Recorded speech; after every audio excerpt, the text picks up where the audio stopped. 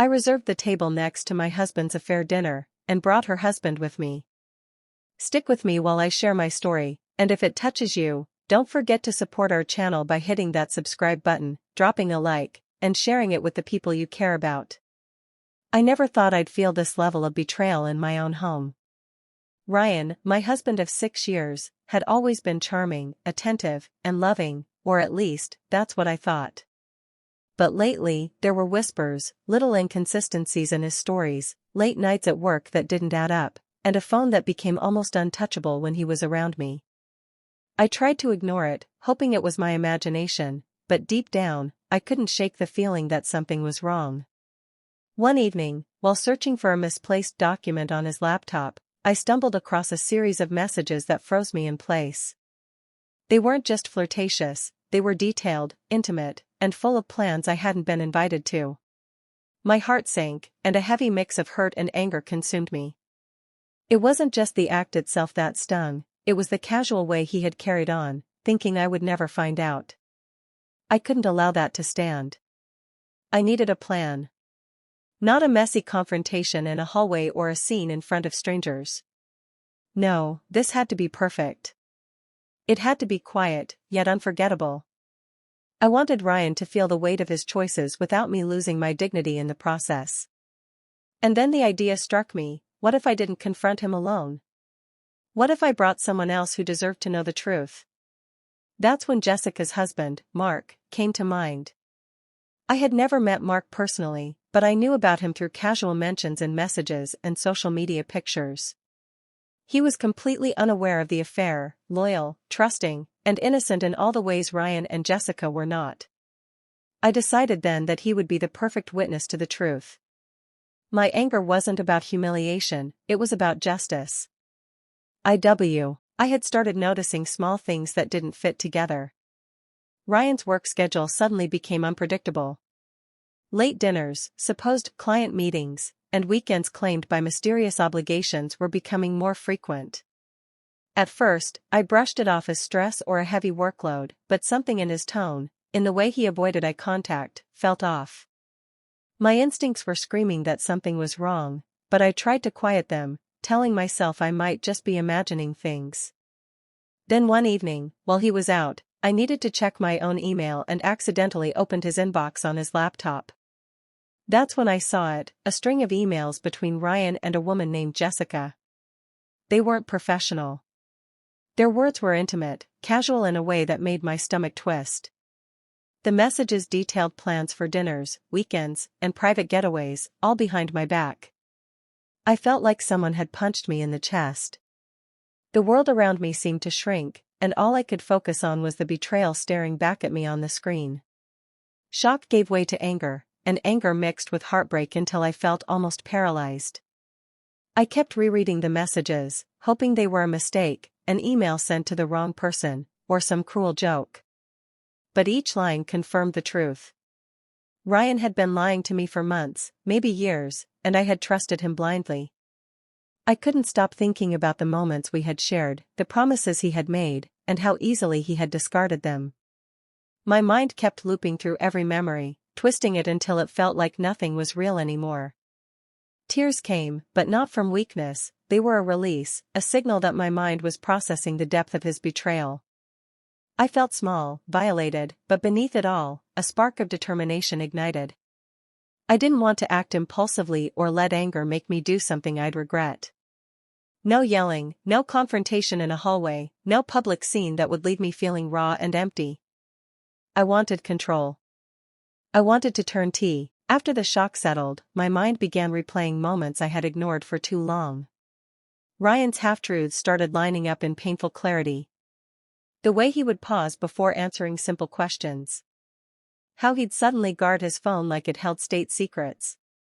The excuses that sounded reasonable at the time now felt rehearsed. I realized how carefully he had shaped his lies, how confidently he had looked me in the eye while hiding another life. That realization hurt more than the affair itself.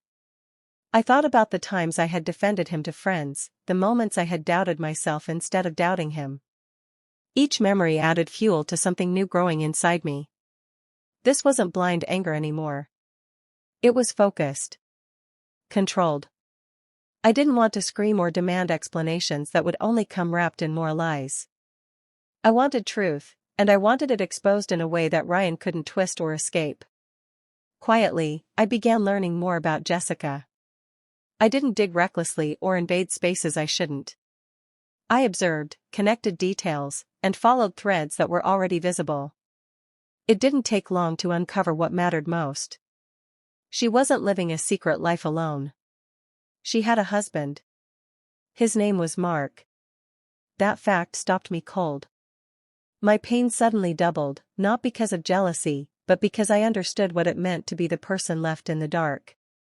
Someone else was being deceived the same way I had been. The idea didn't arrive all at once. It formed slowly, almost naturally. If Ryan and Jessica believed they were in control, then the most powerful move would be to let them walk straight into the truth they thought they were hiding. I imagined a moment where words wouldn't even be necessary, where the reality of their choices would sit right in front of them, undeniable and heavy. The thought sent a strange calm through me. I knew timing would be everything. I couldn't rush this. Every detail had to be precise, every step intentional. This wasn't about humiliation. I knew I had to bring Mark into the plan carefully. I couldn't let him suspect anything, not yet. The idea came to me slowly, almost effortlessly, a business dinner. It sounded natural, harmless, and believable. I called him a few days in advance, keeping my tone casual and friendly. I thought you might enjoy a networking dinner with some industry contacts, I said, hiding the satisfaction I felt inside. I watched him agree, completely unaware of the real reason behind the invitation. The day arrived, and I spent hours preparing. I wanted everything to feel perfect, seamless, and just ordinary enough to avoid suspicion. I picked an upscale restaurant downtown, one with dim lighting, soft music, and an elegant, sophisticated atmosphere. The kind of place where people naturally lowered their voices, leaned in to hear one another, and felt the weight of the surroundings without noticing it. I reserved a table with a clear view of the entrance and the other tables nearby, the one where Ryan and Jessica would be seated. As I dressed for the evening, I chose something simple but polished, a look that radiated confidence without drawing too much attention. Every detail mattered, from the shoes to the subtle accessories. I wanted to be present, calm, and in control of the moment when everything unfolded. When I arrived, the restaurant was just as I imagined. The soft glow of candlelight reflected off the polished wooden tables, and the faint aroma of fresh food filled the air. I felt my pulse quicken as I glanced toward the table where Ryan and Jessica were expected. I could already imagine their reactions when they noticed someone had been invited to witness the truth. I checked my watch and saw Mark approaching from the entrance. His expression was polite and friendly, completely unaware of the role he was about to play in this unfolding drama. I stood to greet him, offering a warm smile that concealed the anticipation building inside me. As we were seated, I felt the moment Ryan and Jessica entered the restaurant, my heart skipped a beat. They looked carefree, laughing easily at something only they found funny. The sight of them together, so casual and unaware, tightened something in my chest. It was surreal, seeing the man I had loved so completely, sitting across from another woman as if our life together had meant nothing. I made sure our table was close enough for them to notice, but far enough that I wouldn't be recognized immediately. Every detail mattered, the angle of my seat, the way the lighting fell across the room, even the subtle tilt of my head as I pretended to review a menu. I wanted the moment to feel natural, yet carry a quiet tension they couldn't place. Mark and I talked softly, but my eyes never left them. I watched Jessica reach across the table, touching Ryan's hand lightly, the kind of touch that made my stomach turn. Ryan leaned in, his expression warm, attentive, the exact expression he once reserved for me. It was infuriating, heartbreaking, and fuel for the plan I had set in motion. Every laugh, every glance, every whispered word between them felt like a direct punch to my memory of us. The betrayal wasn't just in the affair, it was in the ease with which he moved on, the way he could treat someone else with the intimacy I thought was ours alone. I felt my chest tighten, but I forced myself to remain calm, to breathe slowly, to let my presence speak before I even said a word. I noticed Ryan glance around the room, a brief flicker of unease crossing his face, though he quickly masked it. My pulse quickened. Was he sensing something? Had he noticed me already? I adjusted my posture slightly, leaning forward, making myself visible but still maintaining the air of casual anonymity. The tension in the air was almost tangible, as if the restaurant itself had grown heavier. Mark, oblivious to the connection across the room, followed my gaze only briefly, then returned to our conversation. I let him I could feel Jessica's eyes flicking in my direction, the smile on her face faltering for the briefest second. Something in the way I sat, the way I carried myself, had unsettled her without me saying a word. Her hand tightened slightly around her glass, and she glanced at Ryan as if searching for reassurance. I stayed calm, letting the tension simmer quietly, knowing that every subtle sign mattered. Mark, sitting across from me, noticed the shift too. He tilted his head slightly, curious, a faint question forming in his eyes. I smiled politely, keeping our conversation light, while letting small hints slip through my words, tiny observations that seemed casual but were carefully pointed. It's interesting how people think no one notices when they're not honest, I said softly, sipping my drink. Mark raised an eyebrow, intrigued but unsure what I meant. Ryan's eyes darted toward me, a flicker of recognition or doubt, I couldn't tell. His posture stiffened just slightly, a small but telling change. Jessica followed his gaze, and I caught her lips pressing into a thin line. I could see panic begin to creep into her expression, subtle but real. The presence of truth, even unspoken, was enough to make the cracks show. I continued to speak to Mark, weaving in phrases that hinted at betrayal without revealing too much too soon. Sometimes people you trust the most are the ones hiding the biggest secrets, I said, letting my voice sound casual. Mark's expression shifted from curiosity to concern, his interest clearly piqued. He leaned in slightly, instinctively sensing that there was more beneath the surface than I was letting on. Across the table, Ryan shifted uncomfortably. I could almost see the wheels turning in his mind, trying to calculate if he had been recognized or if his affair was about to unravel.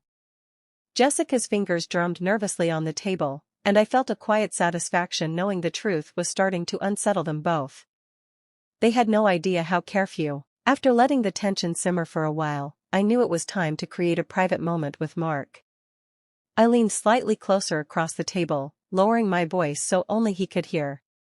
There's something you need to know, I said gently, letting the words carry weight without sounding dramatic. I watched his brow furrow, a mixture of curiosity and unease crossing his face. I spoke carefully, telling him about Jessica and Ryan's affair. I didn't exaggerate or accuse, just laid out the facts in a calm, deliberate way. I could see his eyes widen, disbelief spreading slowly, like he was trying to process a reality that felt impossible. His hand trembled slightly as he set down his glass, and a sharp intake of breath betrayed the shock coursing through him. I felt a pang in my chest, remembering that same disbelief I had felt when I first discovered Ryan's betrayal. Mark's face went pale, and I could see heartbreak blooming across his features. It was raw, honest, and painfully familiar. I stayed quiet, letting him absorb the truth fully, letting the silence amplify the weight of it. He shook his head, unable to find words, and for a moment, I felt a quiet connection with him through our shared experience of betrayal. Meanwhile, Ryan and Jessica were starting to notice a shift at our table. Ryan's eyes flicked repeatedly toward us, his smile faltering, the easy charm disappearing as he tried to make sense of the subtle cues. Jessica's posture stiffened, and she glanced nervously at him, her hand hovering over her wine glass. They could sense something had changed, though they didn't yet understand what. Mark's hands were clenching together, his body tense with shock. I could almost feel the weight of his heartbreak, the same way I had felt mine months ago. The contrast between the casual laughter he had expected from this dinner and the truth I had delivered was jarring. I let the moment stretch, watching him struggle with disbelief, anger, and hurt, knowing that Ryan's eyes widened as he finally realized I was there. His confident smile faltered, replaced by a flicker of panic. I could see the sudden tension in his shoulders, the way he shifted uncomfortably in his seat.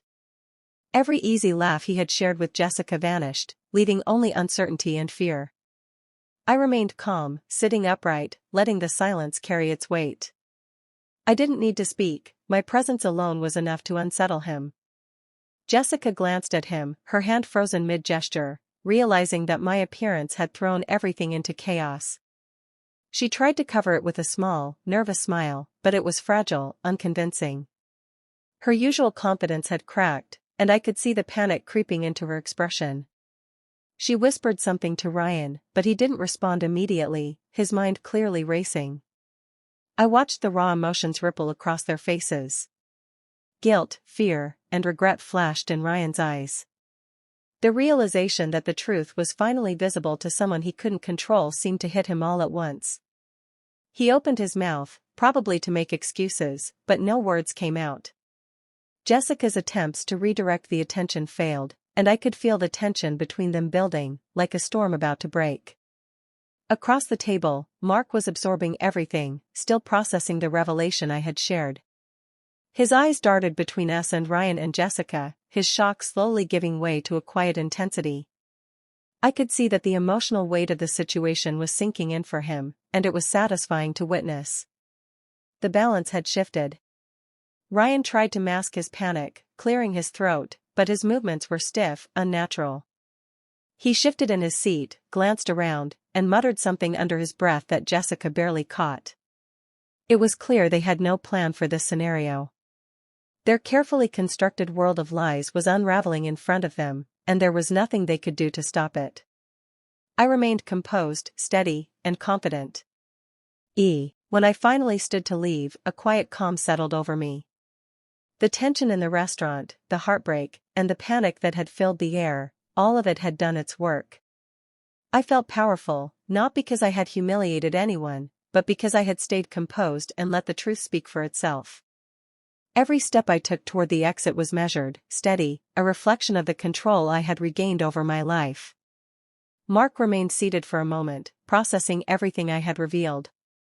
I could see his eyes darken with realization as he turned to face Jessica. The confrontation didn't need my voice, he didn't need me to say another word. His disbelief turned into clarity as he spoke firmly, questioning her, demanding honesty. Jessica faltered, caught completely off guard by the person she had deceived the most. I could see her composure crumble as she struggled to justify her choices, the reality of her actions finally hitting home. Ryan's gaze followed me as I walked away, a mix of fear, regret, and frustration visible on his face. But I didn't look back. I didn't need his apology or his explanation. That chapter of my life, filled with lies and betrayal, was over. The control, the power, the truth, they were mine now. I realized that revenge wasn't about anger or causing chaos. It was about reclaiming dignity, rising above manipulation, and showing strength without losing yourself in the process. As I stepped outside into the cool night, I inhaled deeply, letting the air fill me with a sense of freedom I hadn't felt in months. The streetlights cast long shadows, but I didn't feel small. Every emotion, every moment leading up to this point had built me into someone who could handle betrayal with intelligence and grace. I felt validated, not by anyone else, but by the knowledge that I had acted with purpose and clarity. I thought about Ryan, about Jessica, and even about Mark. All of them would carry the weight of the evening in their own ways. But I would carry only one. Sitting in the quiet of my apartment that night, I let everything sink in. The restaurant, the tense glances, the shock on their faces, every detail played over in my mind. I realized that what I had done wasn't about revenge in the dramatic, destructive sense. It was about truth, clarity, and reclaiming my own power. Sometimes, the strongest revenge isn't yelling or causing chaos. It's letting life reveal the truth while you rise above it. I thought about Ryan. He had seen the consequences of his choices, felt the panic and fear that come with being exposed, and yet, the future for him was uncertain. Would he change? Would he try to explain, to justify, to repair what he had broken?